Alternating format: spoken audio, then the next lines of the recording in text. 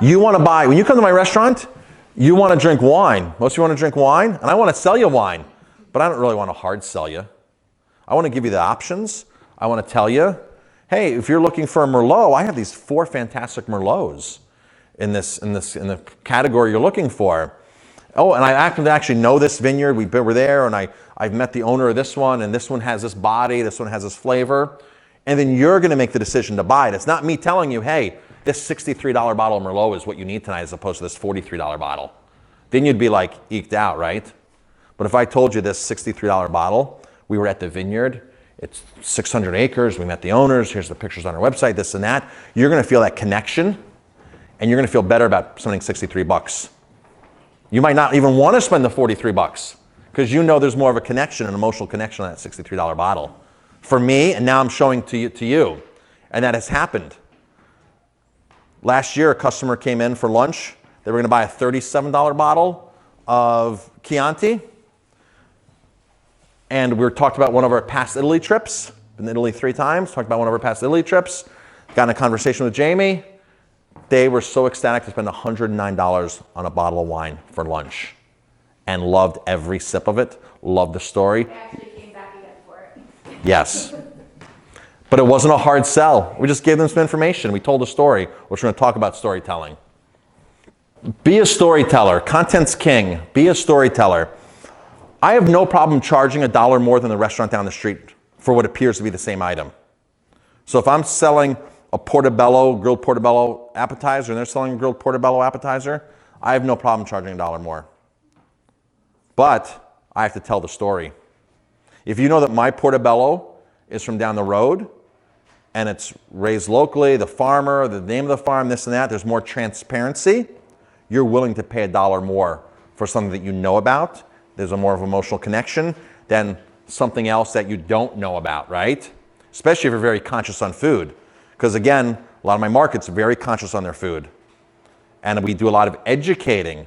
I've sent out so many emails and so many videos on YouTube about all the Chinese products that are infiltrated into our food supply. A ton of them with certain health consequences. That's all I have to do is post a video on 90% of the restaurants using Chinese garlic. And I'm going to get business. I don't have to say, come to my restaurant because I'm this and that. No, 90% of restaurants use Chinese garlic. Here's where it's grown. Here's where American garlic's grown. Here's the residual chemicals left in the Chinese garlic. Here's what the American garlic's about. If I'm posting that, they know that I'm supporting it and that I'm selling that. So stories. So our Italy trip. We've been to Italy 3 times. We post a ton of pictures on Facebook. We went just this last fall, and we went back in 2009, and then before that we went before we had the restaurant. But every time we post pictures of us in Italy, people walk into the restaurant, I want to drink what you drank in Italy. Happened 2 weeks ago. 5 ladies walked in, sat down.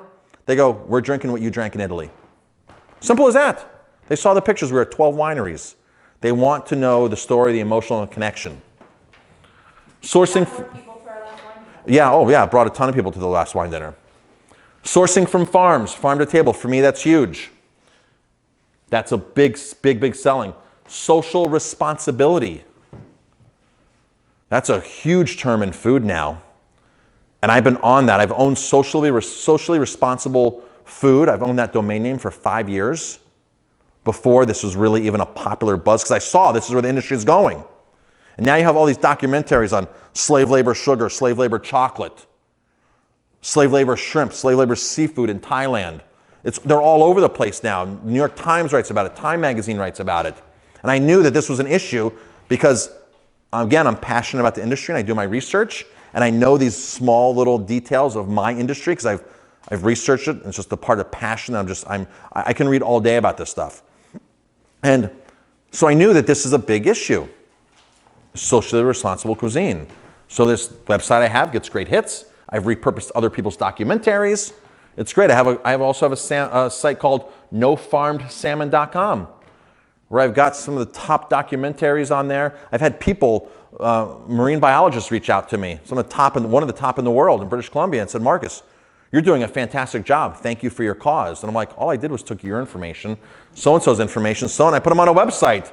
I'm just trying to tell people, hey, farm salmon's not what you think it is. I don't care if it's organic or not. It's not good for you. And here's people that are in the industry that are catching my work like this. It's really not my work. I'm just repurposed information. But I bought a domain name, nofarmsalmon.com. I put up a whole new website, and there's a small link to my green certified restaurant on the side there. But if you're getting to that site, if you're getting to nofarmsalmon.com and you're going to click my link, you're a perfect customer. You're a perfect guest. That's a pre-qualified guest right there. If you're going to socially responsible food and you read through my stuff and you click the link to my green certified restaurant, you're a qualified guest. I mean, that's like, wow, you're the perfect guest for me. So what if you don't have products that have big stories? Somebody's going to say, well, gee, I sell cement, or I'm selling rock powder, and I can't wait for that damn scientific study to come out because I don't have a story on this rock powder. Are you a third generation rock grinder? Is there a family history of you grinding rocks? There's got to be some kind of angle that you can figure out that's going to sell. So is it your family history? Did you migrate here from somewhere? Did you start this business when you were at home because it was a home-based business because you had kids? There's some kind of story that you can weave with whatever you're doing. Stories sell, stories create emotion. People buy based upon emotions. People don't want to be sold, but they love to buy. They want to know I'm helping out a stay-at-home mom who quit her six-figure job so she could spend time with her twins and give them a better quality of life. So I'm going to go buy her product because I feel good about supporting somebody that's doing that, as opposed to going to Walmart or somewhere else and buying a similar product. There's a story somewhere. There's a story everywhere. Figure it out. Research and ask your guests, your customers, why are you buying from me? They'll tell you why they're buying from you. And then focus on that. Transparency. For me, transparency is huge, and that's what all these social platforms do. Websites, YouTube, it's all about social, it's all about transparency. It's all about seeing Jamie and I in Italy. It's all about seeing where food comes from. It's all about seeing where the garlic comes from. It's all about seeing our kids, our family. A lot of times we show our kids. We want to show that we're a real business. We want to show that we're a real family. We want to show that we're just not, thank you. We just want to show that we're just not there just to sell a product, that we're actually real people. So transparency is huge.